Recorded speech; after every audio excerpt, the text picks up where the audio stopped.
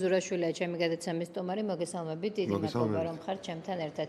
ბატონო ვახტანგ, მე წავიკითხე რამდენიმე ვერსია, რაც დაასახელეს კლების მიზეზად. თქვენ რომელს გამოყოფთ უმთავრესად?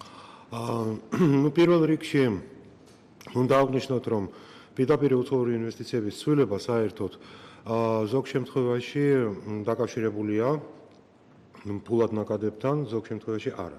მაგალითად, იგივე ესე ვთქვათ, რეზიდენტის სტატუსში გადასული კომპანიების ეს დაუშვათ წილი, ეს არის უბრალოდ ქაღალდზე ჩანაწერის ცვლილება. რაც შეეხება მაგალითად იგივე სასესხო დავალიანებას, ეს თავისთავად დაკავშირებულია ფულად ნაკადებთან და აქედან გამომდინარე ეს ნიშნავს იმას, რომ სავალუტო ესე ვთქვათ ანარიცხები არის ქვეყნიდან, ქვეყნის გარეთ.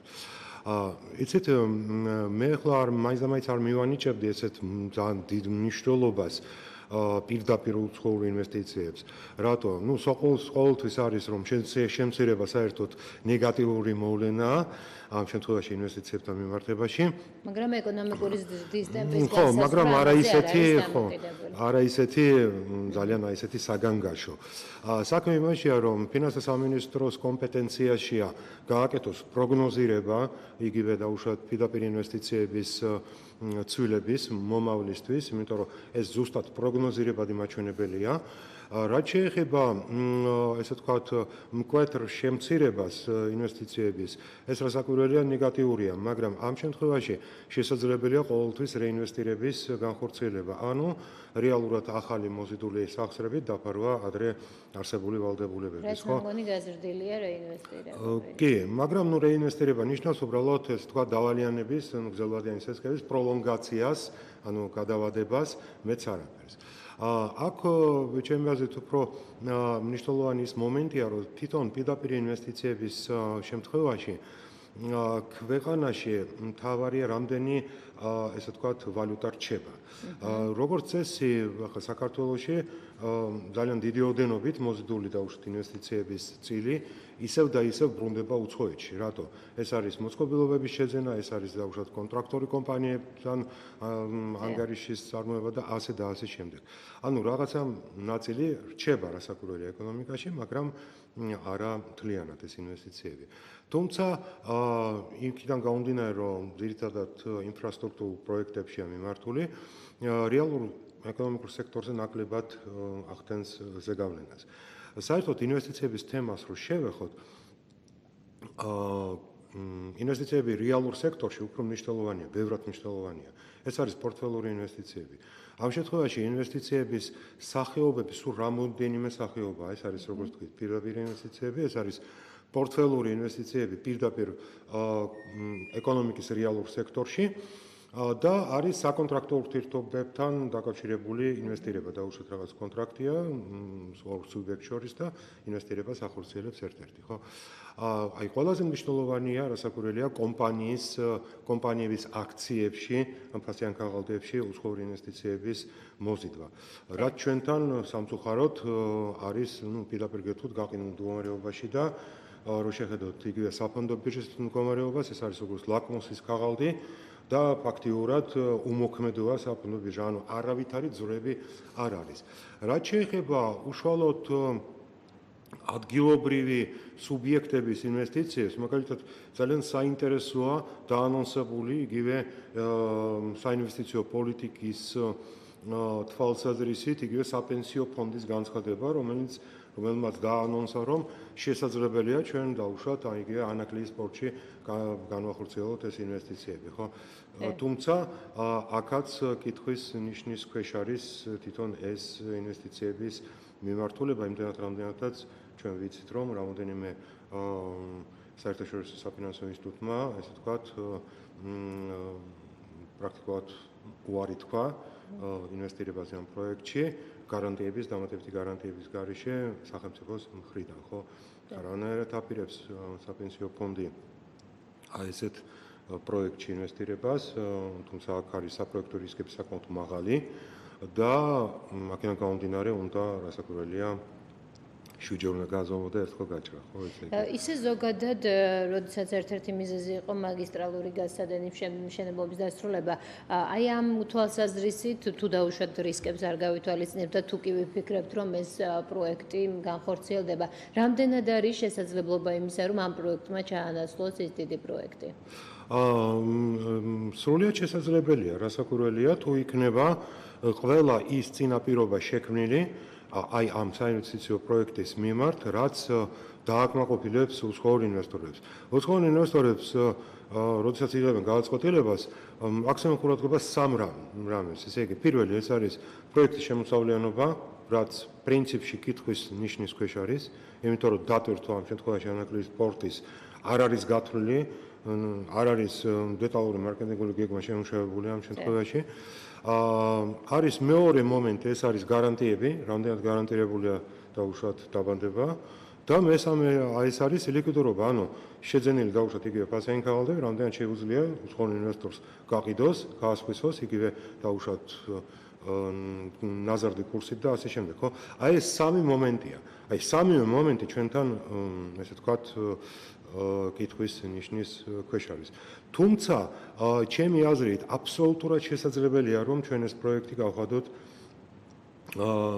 საინტერესო მიმზიდველი იგივე უცხოური ინვესტორებისთვის, ხო? არა მხოლოდ საერთაშორისო საფინანსო ორგანიზაციებისთვის. თქვენ წარმოიდგინეთ, რომ უმეტესი პროექტი დაახლოებით იგივე აი პორტების მიმართულებით, იგივე დაუშვათ მალტაზე რო ავიღოთ, დაუშვათ კიპროზე არის, ეს პრეცედენტები არის. ნებისმიერი აი ესეთი პროექტი, როგორც სტარტაპი პრაქტიკულად, საწყის ინვესტიციების დოზა რაღაც არსებობს, ახორციელებს მე ჩვეულებრივად აქციების გამოშვებას, ემისიას, IPO-ს და ძალიან ბევრი ინვესტორი რაოდენობრივად, ესე ვთქვათ, მონაწილეობს ამ პროექტში. ანუ პროექტი აგროვებს ამ საინვესტიციო თანხას ძალიან თავისუფლად. ხა ჩვენ შემთხვევაში, რასაკვირველია, პორტის აშენება არ ნიშნავს პორტის დატვირთვას, ხო? პორტებს საერთოდ ტვირთავს ეკონომიკის განვითარება. რაც ახლა მე პირდაპირ ვიტყვი, რომ ჩვენთან მაინც არ არის შესაბამის დონეზე. და არც რაღაც პერსპექტივები ჩანს ეკონომიკური რეფორმების, რომ დაუშვათ შეიქმნას ის საინვესტიციო გარემო, რომ თავისუფლად წამოვიდეს ეს უცხოური კაპიტალი.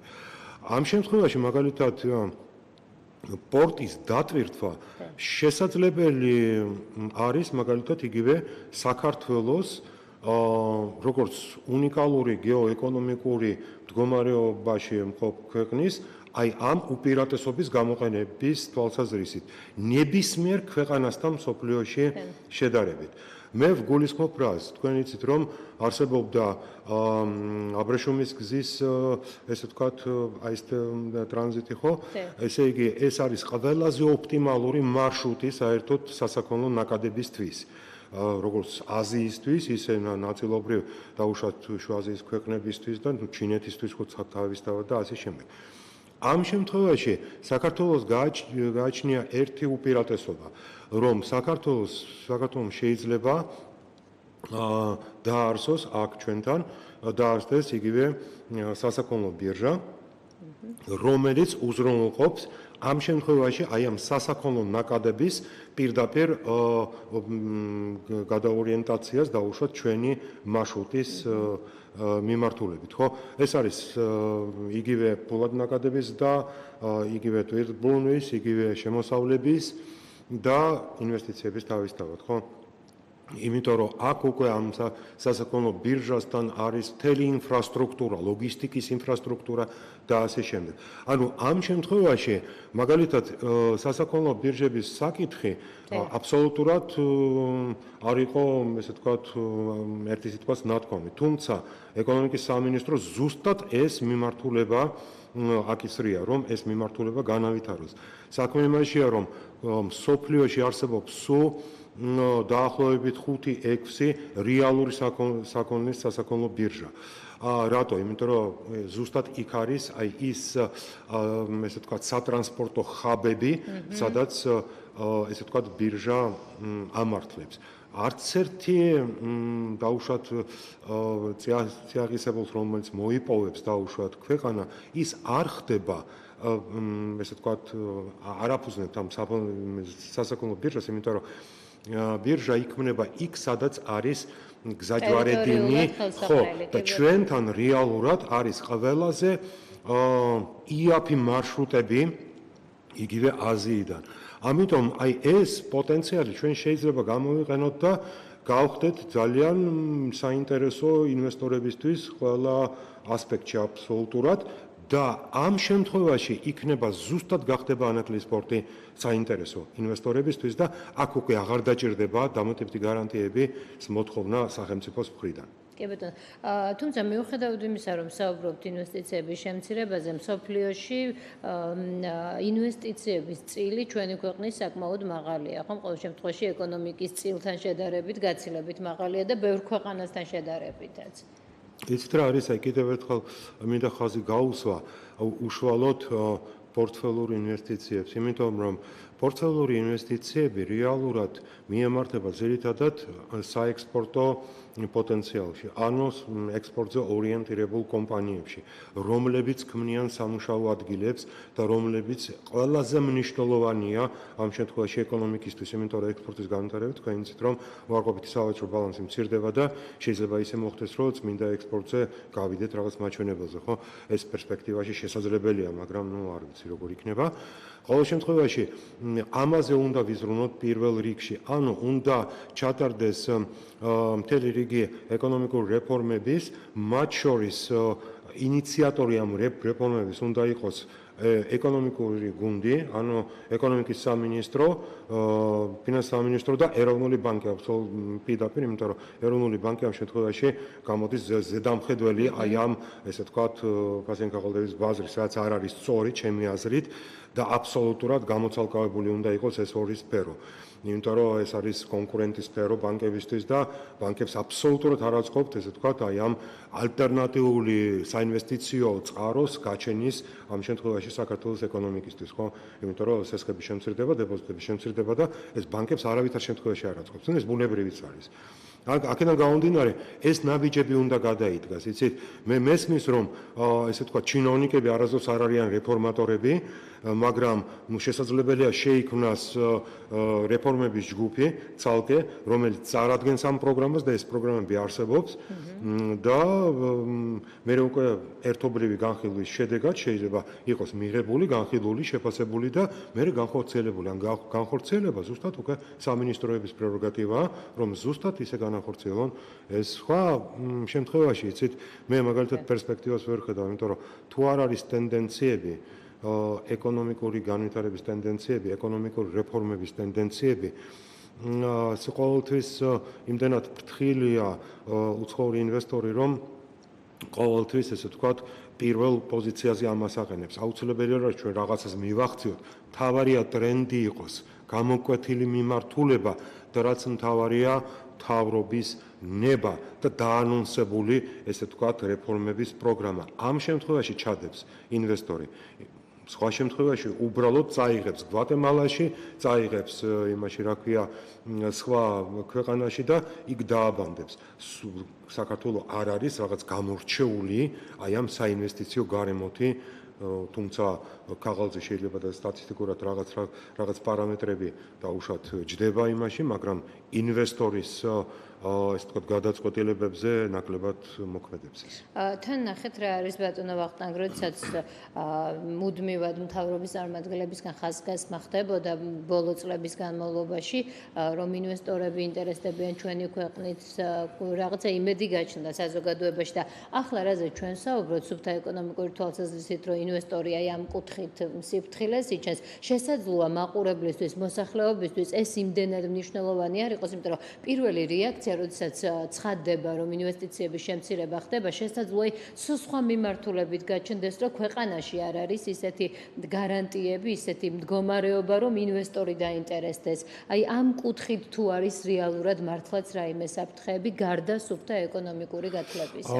ეცით რა არის განსაკუთრებით აი ბოდიშ გიხდით ბოლო პერიოდში განვითარებულ მოვლენებს გულისხმობ, აი ამის მერე როცა ხდება მსგავსი განცხადება, შესაძლოა შიში მეტი გაჩნდეს მოსახლეობაში. კი, რასაკურველია, იმიტომ რომ ნებისმიერი აი ესეთი პოლიტიკური დაძაბულობა და უშუალოდ რაღაც პოლიტიკური ფონი და ასე შემდეგ ეს პირდაპირ ესე ვთქვათ ახლა რაც არ უნდა დაუშვათ ფიჩმა ან დაუშვათ მუდიმ დაუწესო საქართველოს და გაუზარდოს საკრედიტო რეიტინგი ეს იცით არაფერს მაინც და მაინც არ ნიშნავს იმიტომ რომ მუდი და ეს რეიტინგის აგენტოები თავის დროზე კარგად ცდებოდნენ და ისეთ ცდებოდნენ რომ რამის აბსოლუტურად ვერ გათვალეს იგივე დაუშვათ მსოფლიო ფინანსური კრიზისები და ასე შემდეგ. ამიტომ აქ ნაკლებად არის ეს თუმცა რაღაც დოზით მოქმედებს.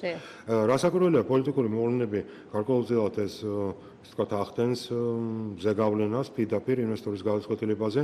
მეორე ინვესტორის ყოველთვის პირველ რიგში უყურებს რამდენად დაცული იქნება მისი ინვესტიციები. ანუ რამდენად არის სასამართლო სისტემა დამოუკიდებელი, რამდენად პრეცედენტები არის ის რომელიც ადასტურებს რომ მართლა სასამართლო სისტემა დამოუკიდებელია და სამართლიანია აი ამ კუთხით რასაკვირველია სამუშაო ბევრია და ის ჩასატარებელია რეფორმები, იმიტომ რომ ჯერჯერობით ყოველ შემთხვევაში კიდევ ერთხელ ვიძახი რომ არავითარი ისეთი წინაპირობები არ არსებობს განსაკუთრებული რომ აქ საინვესტიციო ნაკადი გაჩნდეს იმიტომ რომ ინვესტორის ყოველთვის შედარებით ანალიზს აკეთებს რომელ ქვეყანაში სად ურჩევნია და აქედან გამომდინარე იღებს გადაწყვეტილებას თუ ჩვენ არ მოვიპოვეთ ის კონკურენტული საინვესტიციო კონკურენტული უპირატესობები რაც დაკავშირებულია მთავრობის პოლიტიკასთან საინვესტიციო და რეფორმების პოლიტიკასთან ეკონომიკური რეფორმის პოლიტიკა მანამდე სულ ყოველთვის ისე იქნება ყოველთვის იქნება დოლარის დეფიციტი ყოველთვის იქნება ლარი ესეთ მდგომარეობაში მარტივი იცით აი შეფასება ეკონომიკის ნებისმიერი ქვეყნის ნახეთ რამდენია სამუშაო ძალა ექსპორტირებული ხო ანუ რამდენი ჩვენი მოქალაქე მუშაობს იქიდან უცხოეთში რამდენია ფულადი გზავნილები უცხოეთიდან ეს რას ნიშნავს ეს ნიშნავს იმას რომ აი საინვესტიციო დატვირთვა თუ აქვს ფულად გზავნილებს ანუ ეს ნიშნავს იმას რომ სახელმწიფო მთავრობამ ვერ შექმნა ის წინაპირობები რომ იმ ადამიანებს გამოემუშავათ ეს თანხები ეს ფული აქ ანუ ეს არის დაახლოებით პირდაპირ გეტყვით დაახლოებით 20-30 მილიარდის დეფიციტი ინვესტიციების რაც აქ შეიძლება ყოფილიყო და უნდა ყოფილიყო რატო იმიტომ რომ ადამიანის თავისუფლებაზე რომ ვლაპარაკოთ დემოკრატიაზე ვლაპარაკოთ ხო ეცეთ რა არის თუ ადამიანს უნდა სამუშაობა შეუძლია რომ შექმნას რაღაცა დოვლათი და ამის საშუალება არ აქვს და სახელმწიფომ არ შექმნა ის წინაპირობა უბრალოდ წავიდეს და იმუშაოს ხო ეს ნიშნავს იმას რომ მთავრობა ამ შემთხვევაში ნაკლებად ეფექტიანია და თავის ეფექტიანობა უნდა გაზარდოს სხვა შემთხვევაში აი ეს ზუსტად ფულადი გზავნილები ხო პირდაპირ მიუთითებს იმას რომ აქ არის დეფიციტი ინვესტიციების იმაში რა ქვია რეალურ ეკონომიკის რეალურ სექტორში რომელიც უნდა შეექმნა ეს ყველაფერი რომ ამ ხალხს აქ ემუშაო და გამუშაო და ვერ გაკეთდა ეს არის პირდაპირ მაჩვენებელი. თავი პრობლემა 20-30 მილიარდი როცა უნდა იყოს, მას ჩვენ გადაცემას ვამზადებთ 1,265,000-ზე, რაც არის ამ წლის ინვესტიცია, მაშინ როცა ჩვენივე მოქალაქეებისგან გაცილებით მეტი უნდა შემოდიოდეს ქვეყანაში. ძალიან დიდი მადლობა მინდა გითხრათ გადაცემაში მონაწილეობისთვის. კაპიტალის ბაზრის ექსპერტი ვახტანგ ხომიზურაშვილი იყო.